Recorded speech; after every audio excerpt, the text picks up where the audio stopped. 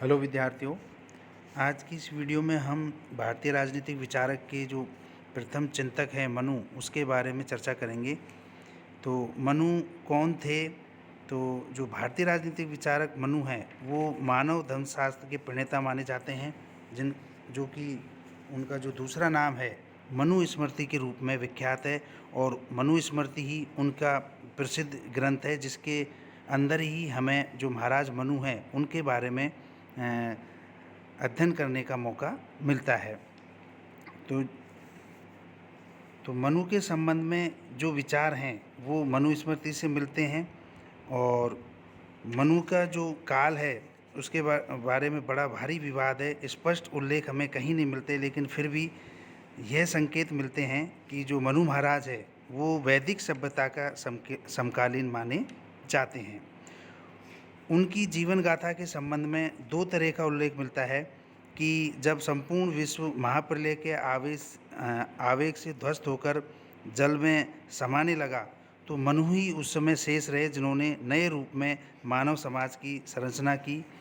दूसरी तरफ यदि हम किंवदंतियों की बात करें तो उस समय पृथ्वी पर बड़ी अराजकता की स्थिति थी।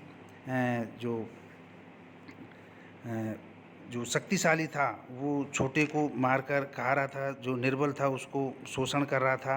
तो ऐसे समय में सभी प्रजा ने भगवान से आराधना की और उन्होंने भगवान ने यहाँ जो धर्म है उसकी स्थापना करने के लिए और न्याय की स्थापना करने के लिए मनु का अवतरण यहाँ पृथ्वी पर किया। और मनु ये समझा जाता है कि वो प्रथम राजा था जिसने यहाँ न्याय की स्थापना की थी।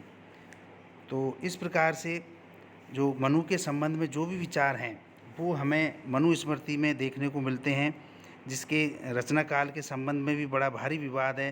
जैसे विलियम जोन्स हैं, उन्होंने इसे 1220वीं BC के समकालीन माना है। हॉकिंस ने इसे पहली शताब्दी की रचना इसे मानते हैं। और जो RG भंडारकर हैं वो मनु स्मृति को 5वीं शताब्दी की रचना मानते हैं। तो इस प्रकार से यह विद्वानों का जो विभिन्न जो मत हैं उसके अनुसार जो मनु स्मृति है वो सब इस बात पे एकमत हैं कि ये सबसे पुरानी रचना है और लगभग पहली शताब्दी की रचना इसे माना गया है। तो मनु के संबंध में या मनु के जो विचार हैं उसमें दंड संबंधी विचार हैं, राज्य संबंधी विचार हैं, विदेश नीति संबंधी विचार हैं, जो कि दौत कर्म जिन्हें कहा जाता है, या राजनीतिक कृत्य संबंधी जो विचार हैं उसके बारे में वो बात करते हैं। तो पहला हम दंड का जो महत्व है मनु स्मृति में, या मनु के अनुसार दंड का क्या महत्व है उस पर चर्चा करेंगे। कि जो दंड है वही प्रजा पर शासन करता है और राजा जो दंड के प्रयोग का एक सशक्त माध्यम है, क्योंकि राजा जो कि ईश्वरीय गुणों से युक्त है, देवताओं के उसमें गुण हैं, तो इस प्रकार का व्यक्ति ही दंड की प्रधानता को यहाँ लागू करवा सकता है। तो कोई भी मनुष्य धर्म के पथ से विचलित न हो जाए, यह देखना दंड का कार्य है। और दंड धर्म का प्रहरी व राजा का अस्त्र भी है। और दंड धारण करने वाला अधिकारी वही है जो सत्यवादी, संरक्षक, बुद्धिमान और धर्म, अर्थ तथा काम के गूढ़ रहस्य का जानकार हो।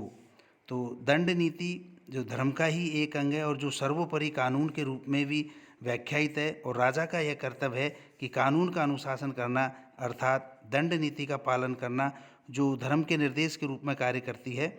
और दंड नीति के निर्माण का अधिकार ऋषियों मुनियों को है, राजा को नहीं, क्योंकि राजा एक तरीके से उसे पालन करने वाला होता है, रचनाकार नहीं हो सकता। तो दंड नीति के अनुशासन में रहने वाला राजा स्वेच्छाचारी नहीं हो सकता, क्योंकि दंड ही वह शक्ति है जो मनुष्य को कर्तव्य से विरत होने से बचाकर शांति एवं व्यवस्था स्थापित करती है। तो इस दंड संबंधी जो विचार हैं वो मनु ने इस रूप में अपनी जो रचना है मनु स्मृति उसमें रखे हैं। अगला जो विचार है वो राज्य संबंधी विचार, कि मनु ने कहा है कि राज्य की उत्पत्ति में जो राजा है वो ईश्वर का प्रतिनिधित्व करता है और ईश्वर ने पृथ्वी पर जो अराजकता व्याप्त थी उसको दूर करने के लिए ही राजा को यहाँ नियुक्त किया है। और जो दो कार्य उसे प्रदान किए हैं, एक तो धर्म की पालना करवाना और उस हेतु